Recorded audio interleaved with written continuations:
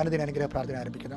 കർത്താവ് എന്തുമാത്രം ബഷീറാണെന്നറിയോ ഇതുവഴി അനുഗ്രഹിക്കുന്നത്. തന്നെയല്ല മക്കളെ, നമ്മൾ ഒരു പ്രാർത്ഥനയിൽ രാവിലെ പങ്കെടുത്തുകൊണ്ട് അന്നത്തെ ദിവസത്തിൻ്റെ മുഴുവൻ വിഷയങ്ങളെ കർത്താവിൻ പരിശുദ്ധ അമ്മയുടെ മാധ്യസ്ഥ പ്രതിഷ്ഠിച്ച് ഈശോയ്ക്ക് കൊടുത്തുകൊണ്ട് ജീവിക്കാൻ എന്ത് സുഖമാണ്.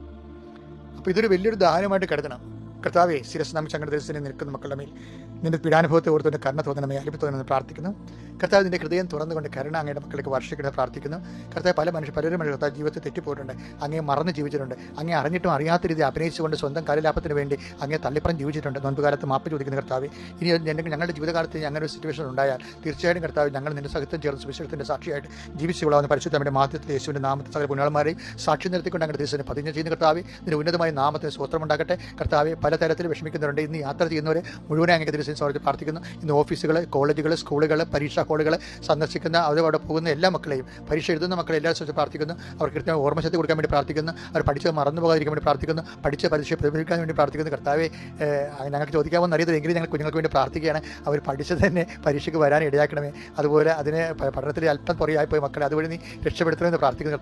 കർത്താവ് ഇനി അവർക്കൊരു പരീക്ഷ പഠിക്കാനൊരു അവസരം കിട്ടിയാൽ അവർ ഇന്നത്തെ പോലെ ഉഴപ്പത്തിൽ നല്ലപോലെ പഠിച്ചോളാം എന്ന് അങ്ങോട്ട് പറയുന്ന അനേകം മക്കൾ പശ്ചാത്താപത്തെ പരീക്ഷയ്ക്ക് പോകുന്നുണ്ട്. ഇനി എല്ലാം കർത്താവ് ഇതിൻ്റെ കൈകളിലാണ്. അവരെല്ലാം നീ സന്ധിക്കണമെന്ന് പ്രാർത്ഥിക്കുന്നു. എൻ്റെ കർത്താവിൻ്റെ ഉന്നതമായ നാമത്തിൽ സഭയുടെ അധികാരത്തിൽ കുരിശിൻ്റെ അടയാളത്തിൽ ദൈവശക്തിയാൽ ഓരോ മക്കളെയും ഞാൻ ഈശോയുടെ നാമത്തെ ആശ്രയിക്കുന്നു. അതുപോലെ ജോലിക്ക് പോകുന്നവരെ ആശ്രയിക്കുന്നു. ജോലിയിൽ ആവശ്യമായ ശമ്പളം കിട്ടാത്തവരുണ്ട്.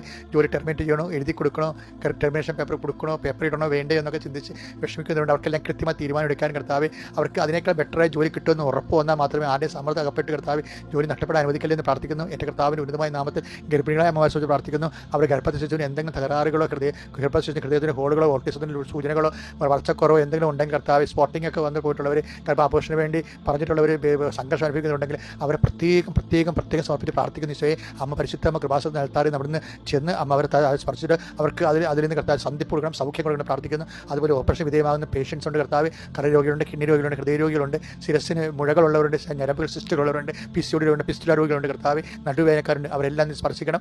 എൻ്റെ കർത്താവ് വിവാഹം ഒത്തുവരാത്തവർ കർത്താവ്, പുരുഷന്മാർ അനേകം മക്കൾ കർത്താവ് വിവാഹം ജീവിത പങ്കാളി കിട്ടാതെ വിഷമിച്ച് വേദനിച്ച് ജീവിക്കുന്ന കർത്താവ്, അവർക്ക് എല്ലാം അനുഭവ ജീവിത പങ്കാളി നൽകിക്കൊണ്ട് കർത്താവ് അനുഗ്രഹിക്കാൻ പ്രാർത്ഥിക്കുന്നു.